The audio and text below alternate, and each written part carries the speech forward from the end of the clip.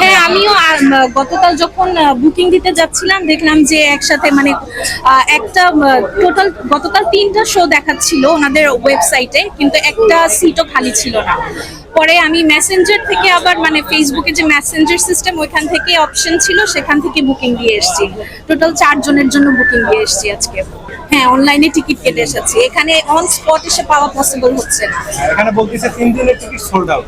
হ্যাঁ, এই যে বলতেছে বাংলা ছবির 3 দিনের টিকিট নাই, এটা আপনার কাছে কেমন লাগতেছে? আমার মনে হয় এটা তো খুবই পজিটিভ সাইন যে আমাদের দেশের মুভি এত বেশি করে সবাই দেখা শুরু করেছে। একটা টাইম ছিল যখন আমরা সবাই ইংলিশ মুভি কিংবা হচ্ছে হিন্দি মুভি দেখাতে বেশি ইন্টারেস্টেড ছিল, বাট নাওএডেজ ওনারা মানে আমাদের দেশীয় লোকজন দেশীয় মুভি দেখাতে বেশি ইন্টারেস্টেড। সো আমার মনে হয় এটা খুবই পজিটিভ সাইড আমাদের ফিউচার মুভিজ ইন্ডাস্ট্রির জন্য।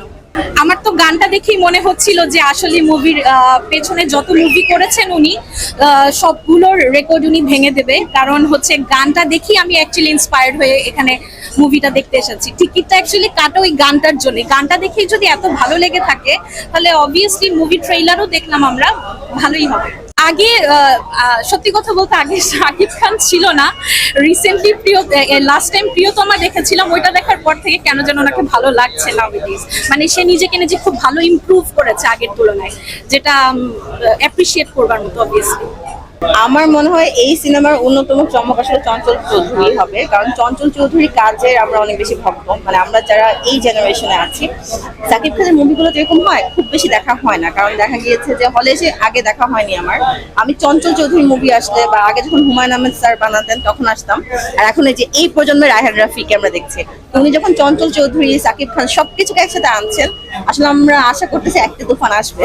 আসলে এই ব্যাপারে আমি বলতে কি বলবো আমি জানি না। চঞ্চল চৌধুরী আসাতে দর্শক খুশি, এখন এটা পলিটিক্স নাকি জানি না, বাট আমরা খুশি। পলিটিক্স বলতে আমি বুঝছি এখানে দর্শকদের যে আকর্ষণ সিনেমা, হ্যাঁ। এই বিষয়টা। আচ্ছা, এখানে দেখেন একজন নির্মাতা তিনি তার সিনেমাকে কিভাবে মানুষের কাছে আগ্রহ তুঙ্গে নিয়ে যাবেন, এটা তার কৌশল। এখন এটাকে আপনি পলিটিক্স বলেন যাই বলেন, সে কিন্তু আগ্রহের তুঙ্গে নিয়ে গিয়েছেন, তার টিকিট কিন্তু সব সোল্ড আউট। তো সেক্ষেত্রে এটাকে নেগেটিভলি দেখার কিছু নেই। কেউ যদি পারে এমনটা করতে, সেটা তার সিনেমার জন্য বেনিফিট। গানটা কেমন লেগেছে? হ্যাঁ, গানটা খুব ভালো লেগেছে, আর ট্রেলারের যে গানটা লাস্টে ছিল সেটা আরো বেশি ভালো লেগেছে। আশা করি ভিতরে গেলে আরো ভালো লাগবে। গানটা গাওয়া হয় কিনা? না না, তেমন কিছু গাওয়া হয় না। আমি মূলত আসছি শাকিব খানের তোমার সিনেমা দেখার জন্য। আপনারা দুজন কি হন? আমরা ফ্রেন্ড। ও আসে নরসিংদী থেকে, আমি ঢাকাতে আছি।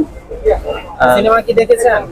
না, আমি সিনেমা দেখি নাই, টিকিট পাই নাই তো, তাই দেখা হয় নাই। এটা খুবই ভালো লাগছে যে বাংলা সিনেমার আমাদের অনেক আপডেট হয়েছে, সিনেমার মানুষ দেখছে, মানুষ আগ্রহ হচ্ছে, এটা অনেক ভালো লাগছে শুনে। বা আইসা দেখতেছি যে এখানে অনেক মানুষ আছে, অনেক ভিড় আছে, ভালো লাগছে।